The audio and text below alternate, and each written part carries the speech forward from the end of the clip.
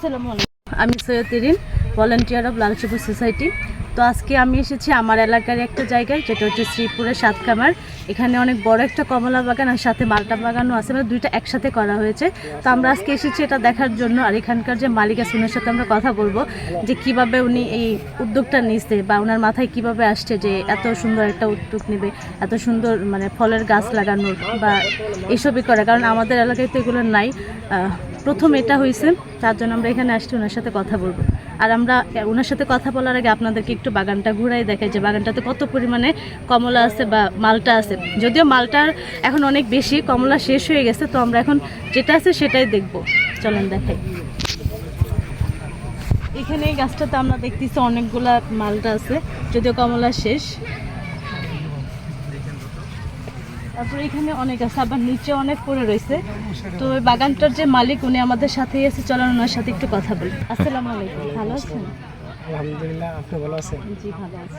তো আপনি যে এত বড় বাগানটা দিলেন, আপনার মাথায় কিভাবে এই আইডিয়াটা আসলো বা কি দেখে মনে হলো যে আমি এই উদ্যোগটা নেই? এটা আমার 2020 সালে যখন করোনা আসছিল সারা বিশ্বে, যখন সবাই মোটামুটি কর্মবিমুখ হয়ে পড়ছিল, ওই টাইমে আমার পরিকল্পনাটা যে কীভাবে করা যায়, নিজে নিজে কিছু করা যায় কিনা, তখন থেকে আমার টার্গেট যে আমি একটা বাগান করব। তো অনেক রিসার্চের পরে দেখলাম যে বাংলাদেশে এই হলুদ মালটার কোনো গাছই নেই, মানে বাগান নাই, হলুদ মালটার বাগান নেই।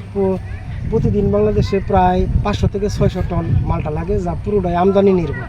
তখন থেকেই শুরু। তো 2021 সালে জুলাই মাসের 13, 14, 15 তারিখে 3 দিনে এই গাছগুলো লাগানো হয়েছে। এই বছরই প্রথম ফলন। জুলাইয়ের 13, 14 তারিখ, 13, 14, 15 3 দিনে আপনি গাছগুলো লাগিয়েছেন 2021 সালে।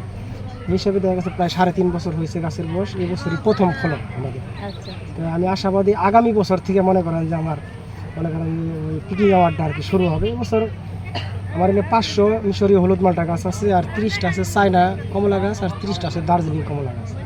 কমলাগুলো অলরেডি শেষ হয়ে গেছে এবছর। তো মালটা আলহামদুলিল্লাহ গাছ প্রতি প্রায় 20 কেজি করে মালটা আসছে।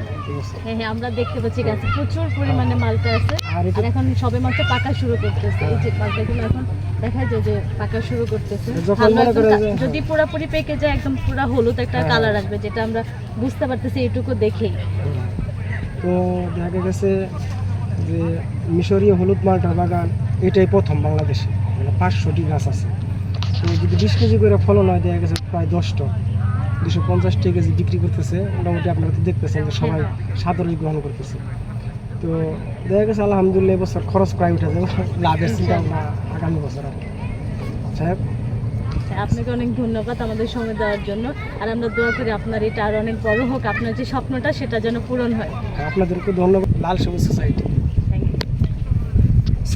তো আপনারা দেখুন, দেখলেন আমরা বাগানের যে মালিক ওনার সাথে কথা বলেছি। তো উনি খুব আন্তরিকতার সাথে আমাদের সময়টা দিয়েছেন, খুবই ভালো লাগলো। আর এখানে প্রচুর পরিমাণে মালটা আছে, আমরা এখন সেগুলো দেখবো। আর আজকে এখানেই বিদায় নিচ্ছি, আল্লাহ হাফেজ, আসসালামু আলাইকুম।